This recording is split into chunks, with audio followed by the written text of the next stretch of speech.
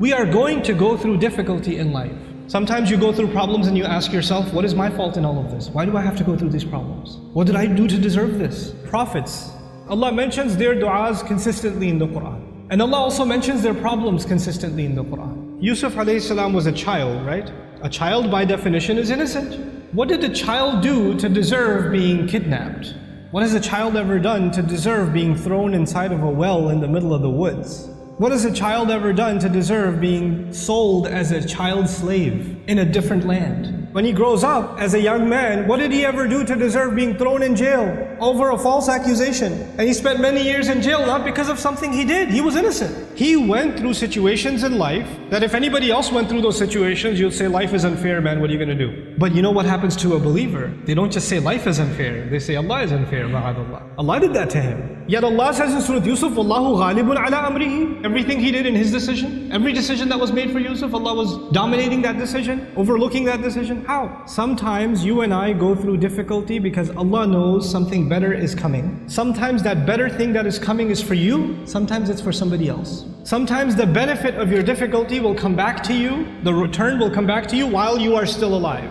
Sometimes the return is meant to come back to you after you go back to Allah. What happened with Yusuf alayhi salam? A father was separated from a child. It's a tragedy, isn't it? But imagine if he was never kidnapped, he would never be in the well. If he was never in the well, he would never end up in Egypt. If he was never in Egypt, he would have never grown up there and been thrown into prison. If he was never in prison, he would have never met those two guys he met in prison, whose dream he interpreted. If he never met those two people, one of them who got to live and go back to the king, and when the king saw a strange dream, he would have never said, wait, I know someone who can help interpret your dream. You know what that dream was? 7 good years in the country, and 7 years there's not going to be any crop, any produce, any harvest. People are going to starve to death. If Yusuf was not in prison, alayhi salam, and then was taken out to interpret that dream at that time, there would have been an economic, financial, social crisis in the country, and hundreds of thousands of children would have starved to death. One child suffered for a few years.